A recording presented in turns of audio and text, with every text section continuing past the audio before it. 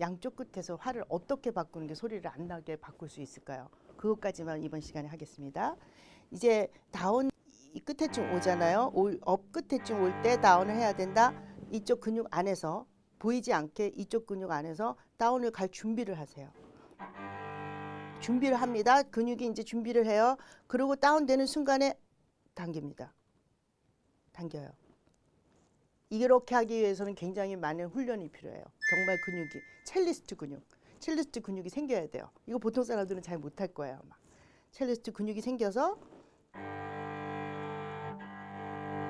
활이 안 흔들리면서 이 활이 안 흔들리려면은 여기가 굉장히 잘 중심을 잡고 있어야 해요. 그리고 여기만 움직여야 합니다. 이 활 바꿀 때는 활이 바꾸는 지점은 한 지점이에요. 한 지점인데 우리가 이쪽에서 이쪽으로 바꾼다는 게 굉장히 어려운 일이거든요. 그걸 진짜 안 움직이게 소리 안 나게 우리가 곡도를 유연하게 하기 위해서는 다운업이 계속 연결이 돼야 되는데 그때마다 활이 바꿀 때마다 소리가 난다면 굉장히 아름다운 소리에 연결이 잘 안 되겠죠. 그 연결이 참 우리한테는 큰 숙제거든요. 그러면 이 5개 손가락이 많이 발달이 되어 있어야 돼요. 그래서 이 활 바꾸는데 아주 예민하게 점에서 점이기 때문에 많은 움직임이 점에서 점으로 움직이는 건 많이 움직이면 안 되겠죠. 조금씩만 요만큼 많이 움직일수록 팔과 손이 많이 움직일 것이고 폭이 좁아질수록 움직임은 좁아야 하겠죠. 그래서 손가락 끝을 움직여야 해요.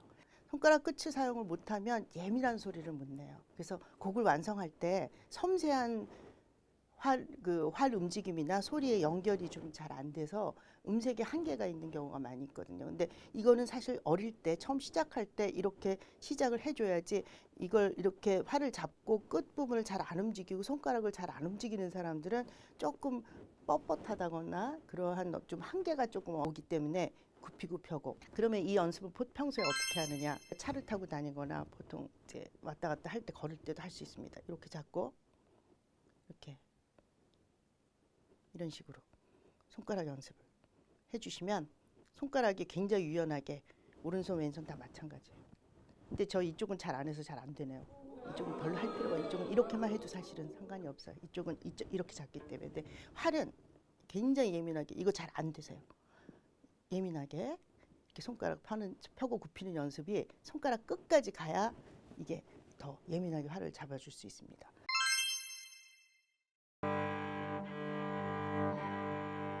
활 끝에서는 반대로 유지를 첫째 손가락도 유지가 돼야 합니다.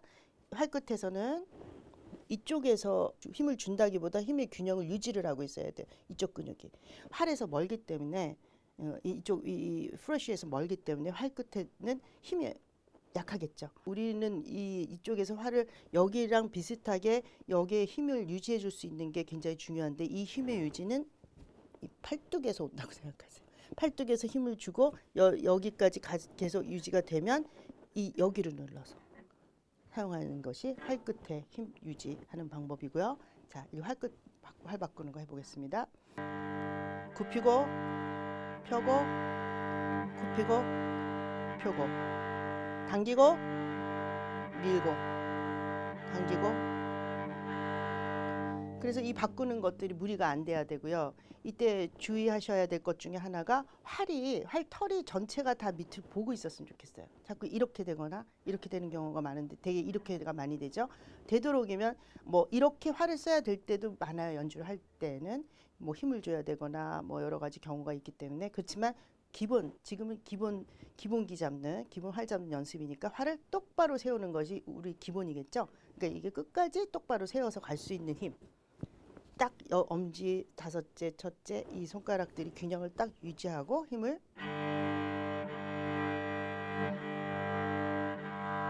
유지할 수 있으면 좋겠습니다. 오늘은 활 긋기 연습과 활에 대한 이해에 대해서 공부해 봤습니다. 감사합니다.